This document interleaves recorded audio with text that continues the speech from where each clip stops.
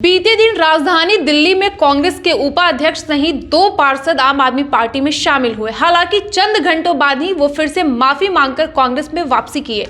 तो आज हम जानेंगे कि इसके पीछे की कहानी क्या है। नमस्कार, प्रेस जागरण में आपका स्वागत है। मैं हूं स्वाति सुमन और मेरे साथ मौजूद है राजनीतिक विश्लेषक सिमरनजीत सिंह। सर, बीते दिन दिल्ली में कांग्रेस के पार्षद आम आदमी पार्टी में शामिल हुए। हालांकि कुछ ही घंटों बाद वो फिर से कांग्रेस में वापसी कर लिए। तो आपको क्या लगता है, इसके पीछे की क्या कहानी हो सकती है? दरअसल इसके पीछे कहानी नहीं है, इसके पीछे सियासत है और इस सियासत को समझना होगा। ये बहुत ही आश्चर्यजनक है। कांग्रेस जितनी कमज़ोर हो चुकी है आज की तारीख में, लोग उसको छोड़ के जा रहे हैं। लेकिन मुझे लगता है कि यह पहली मर्तबा है कि कोई छोड़ के गया जीता हुआ पार्षद और फिर वापस आया। इसके पीछे की वजह आपको बता दें कि यह सही है कि दिल्ली में एमसीडी के चुनाव हुए। बीजेपी को दिल्ली की जनता ने बहुत बुरी तरह धूल चटाया। धूल चटाना भी था क्योंकि बीजेपी वहाँ काम ही नहीं करती थी। पूरी दिल्ली को गंदा बना के, नर्क बना के इन्होंने रख दिया था। जनता को विकल्प के तौर पर सामने आम आदमी पार्टी नज़र आई। उन्होंने आम आदमी पार्टी को वोट कर दिया। लेकिन राजनीति सिर्फ जीत और हार की कहानी नहीं होती। राजनीति जीत और हार के पीछे के जो आंकड़े होते हैं उन पर निर्भर करता है। दरअसल बहुत दिनों के बाद ये देखने में आया कि कांग्रेस का जो एक समर्पित वोट बैंक है उसकी तरफ वापस आता दिखा, और वो था दिल्ली का मुस्लिम वोट बैंक। दिल्ली का मुस्लिम वोट बैंक कांग्रेस की तरफ इस नगर निगम के चुनाव में वापस आता दिखा। 4% वोट मिले थे कांग्रेस को, याद रखिएगा। इस वीडियो को जो हम बता रहे हैं अंत आखिरी तक देखिएगा। देखिए कहानी क्या है। विधानसभा के जब चुनाव हुए दिल्ली में तो कांग्रेस को सिर्फ 4% वोट मिले। नगर निगम के चुनाव में 12% वोट मिले। कांग्रेस को 9 सीटें आई हैं, 7 उसमें मुस्लिम हैं। क्योंकि जो मुस्लिम बहुल इलाका है पूरा दिल्ली का, उसने कांग्रेस को सपोर्ट किया। कांग्रेस को सपोर्ट इसलिए किया क्योंकि आम आदमी पार्टी और उनके नेता अरविंद केजरीवाल जहां भी मुसलमानों से जुड़ा कोई मामला आता है वहां वो खामोश दिखते हैं। शाहीन बाग का मामला आपको याद होगा। CAA एनआरसी कानून को लेकर के वहां पर आंदोलन चल रहा था। कांग्रेस उसके नेता या कांग्रेस उसमें एक्टिव थी, कांग्रेस का नैतिक समर्थन था। जबकि दिल्ली के मुसलमानों ने कांग्रेस को वोट बिल्कुल भी नहीं दिया, फिर भी कांग्रेस उनके साथ खड़ी रही। नगर निगम के चुनाव से ठीक पहले बिल्किस बानो का मामला आया। बिल्किस बानो के मामले पर भी इन्होंने चुप्पी साधना बेहतर समझा। दरअसल आम आदमी पार्टी मुसलमानों से जुड़े किसी मुद्दे पर नहीं बोलती क्योंकि उनको लगता है कि इससे बहुसंख्यक हिंदू वोट जो है उनसे छिटक जाएगा।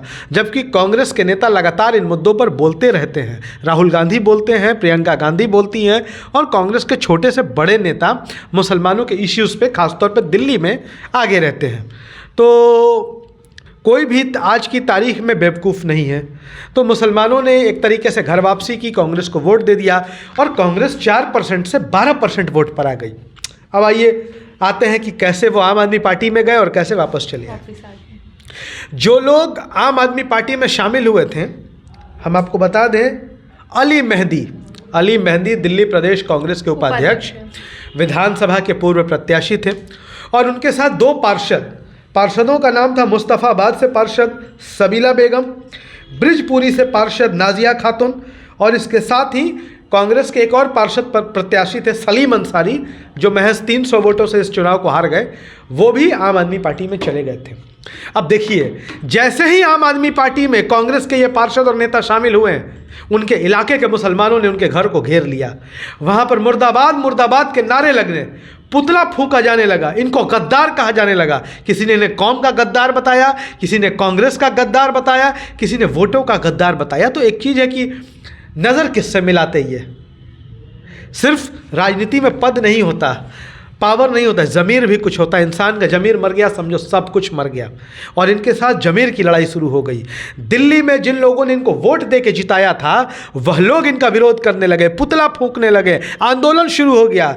गद्दार का तमगा इन्हें मिल गया। तो ये विरोध के दबाव में वापस से, बिल्कुल विरोधियों के दबाव में। और एक बात और है कि दिल्ली का जो मुसलमान है वो आम आदमी पार्टी को वोट देना नहीं चाहता। एक तो इस चुनाव परिणाम से भी साफ साफ हो गया, और जब आप आम आदमी पार्टी में चले जाएंगे तो अगले चुनाव में आपकी स्थिति क्या होगी, आपकी दुर्गति क्या होगी।